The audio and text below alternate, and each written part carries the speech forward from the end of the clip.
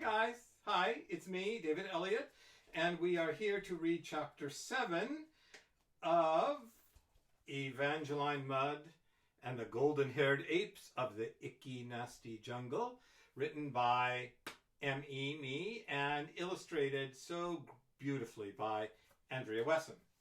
So let's see.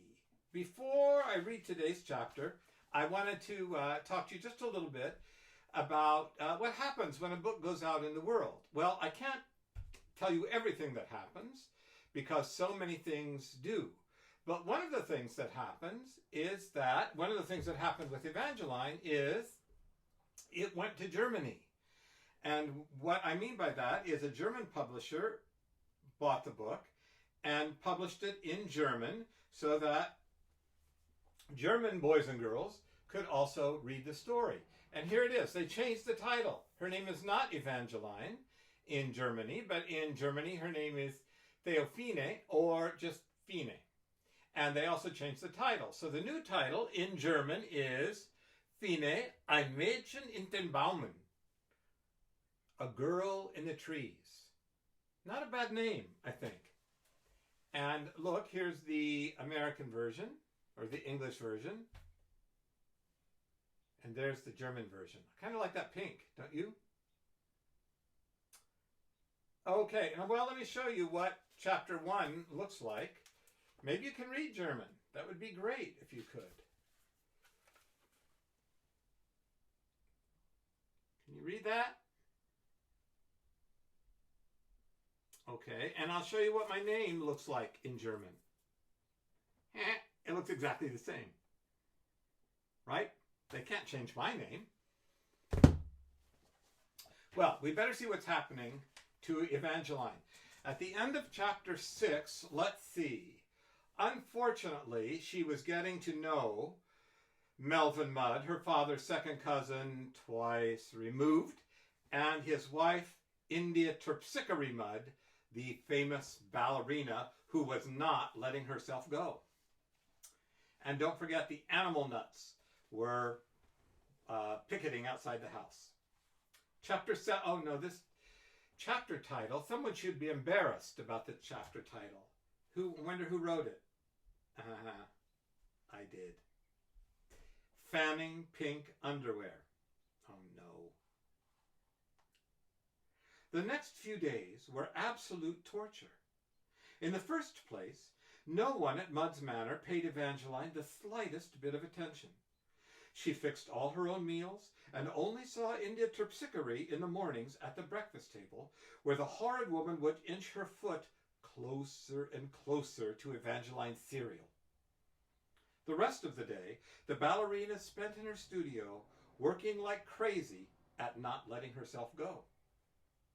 To make matters worse, when Melvin Mudd wasn't raving about the animal nuts, who continued, Evangeline noticed, to appear in front of Mudd's Manor, he was bouncing ideas off her.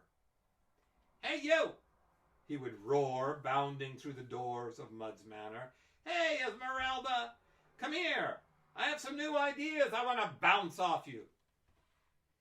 As chief executive officer of an important company, Melvin Mudd never really explained his ideas. He always bounced them off someone. Evangeline was perplexed as to why he had chosen her. She knew nothing about turning minks into coats for rich ladies and gentlemen, and what's more, she didn't want to know anything about such a horrible business. But almost from the very first day she had arrived, Melvin had sought her out for this purpose. It was practically the only time he ever talked to her. "Mink Underwear!" he would bellow as he paced up and down, puffing on a cigar.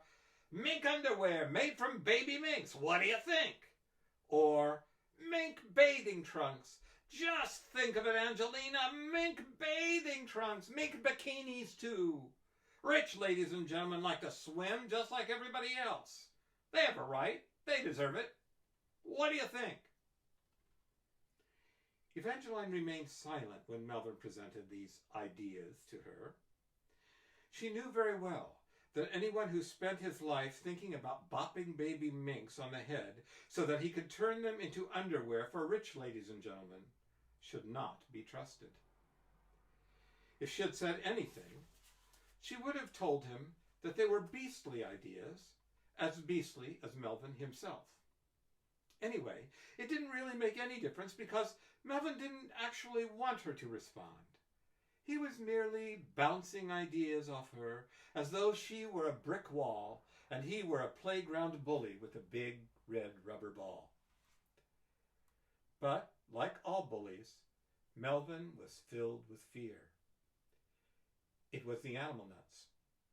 He was terrified that they would somehow find out about his new ideas and prevent him from making them real. "They don't even like mink coats," he would whine. "What would they say about mink underwear?"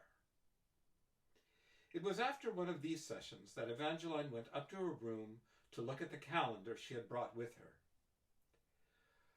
"Only 10 more days," she told herself as she counted the X's she had drawn through the days she had been at Mudd's Manor. Only 10 more days. It was a breezy summer afternoon, and a branch from one of the large maple trees that grew around the house and lined the walk to the street was tapping against her window pane. Tap, tap, tap, tap, tap, tap. It was almost as if the branch were tapping Evangeline herself. "Come on," it seemed to say. "Come on, have some fun." She went to the window. "Why didn't I think of it before?" she asked herself. And with that, she opened the sash, grabbed the branch that had been tapping against it, and before you could say Mink Underwear was swinging through the treetops as if she had been born in Mudd's Manor and had done it every day of her life. The foliage was so lush that she realized she could brachiate in perfect secrecy. Not a soul could see her. It took her no time at all to learn her way around. Soon she made her way out to the trees growing over the sidewalk where the animal nuts were picketing. She stopped on a branch directly above them to get a better look. One was very tall and very thin and wore a bright yellow dress. She reminded Evangeline of a number 2 pencil.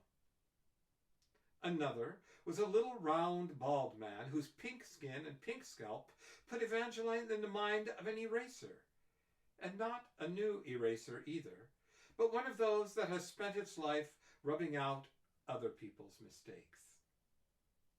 The third animal nut, whom Evangeline immediately nicknamed the Smudge, was the messiest person she had ever seen. So messy, in fact, that Evangeline wasn't quite sure if the Smudge was a man animal nut or a woman animal nut. "Mudds, minks, stinks," they were chanting. "Mudds, minks, stinks." Evangeline's intention had been to study the animal nuts. She wanted to get a better look at the people who Melvin said were jealous of him. But almost before she knew what she was doing, she called out to them. "Psst, psst, I'm up here." The pencil saw her first, then the eraser, and finally the Smudge, who was so surprised to see a girl sitting in the trees that he, for Evangeline had decided that it was a he, tripped on his shoelace and went sprawling. "He's planning Mink Underwear," Evangeline whispered as loudly as she could. "What?" said the pencil. "He's fanning pink underwear? Who? Why? Why would anybody in his right mind fan pink underwear?"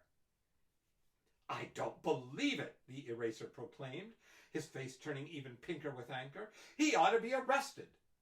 "It's horrible," the Smudge cried out in a voice that made Evangeline feel the Smudge was a woman after all. "Horrible." "Not pink underwear, Mink Underwear," whispered Evangeline. "Cousin Melvin, he's planning to make Mink Underwear." Fearful that she might be drawing attention to herself from the house, she took off and brachiated her way back to her room. That afternoon, Melvin came home to new signs. Down with Mink Underwear, and we caught Mudd with his pants down. It's not a pretty sight. Mink Underwear? No way. Melvin was furious. How could they know? He shrieked. The cigar smoke billowed around him. It was as if his brains were on fire. There must be a spy at the ranch. I'll have to give up. I'll have to go with mink bathing trunks. The next morning, Evangeline swung out to the animal nuts. Now it's bathing trunks, she whispered. Mink bathing trunks. You'll sink in Mudd's mink, the animal's nuts chanted as Melvin got out of his car that afternoon. They bugged the phones, he howled. Be careful what you say, Lavinia. They've probably got microphones everywhere. And he ripped off his jacket to see if someone had sewn a tiny microphone where a button should be. It never occurred to him that Evangeline was the spy. He simply could not conceive that a rugrat could be so clever. But she was.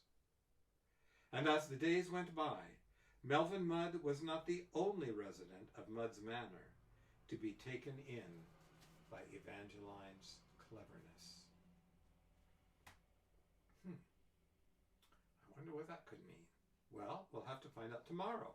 But for now, let's take a look at Andrea Wesson's pictures for this chapter. Oh, there's Melvin Mudd bouncing ideas off Evangeline. Not looking at her, he's not even really paying attention to her. Have you ever known somebody like Melvin? I have. I don't like him. I shouldn't say that, but I guess it's true. Oh, look. There's Evangeline talking to the pencil. I like the animal nuts. I like that they're on to Melvin. Don't you? Turning baby minks into mink underwear for rich ladies and gentlemen. I mean, come on. Well, let's see. We better take a look at chapter 8. Play, play, play. Well, I wonder what you are going to do for the rest of the day. I hope you're going to play, play, play. But maybe you're going to read, read, read. Maybe you'll do a little work, work, work. I don't know. Maybe all three. Well, you know what I always say, guys? Be good to the people around you. The people and the animals around you. If there are any baby minks in your house, be good to them. Let them know you're not going to turn them into mink underwear or mink bathing suits or mink bikinis. And give a thought to somebody else today too. Do something nice for somebody else today. Okay, guys, I will see you later, and we will look at chapter 8. See you then. Bye.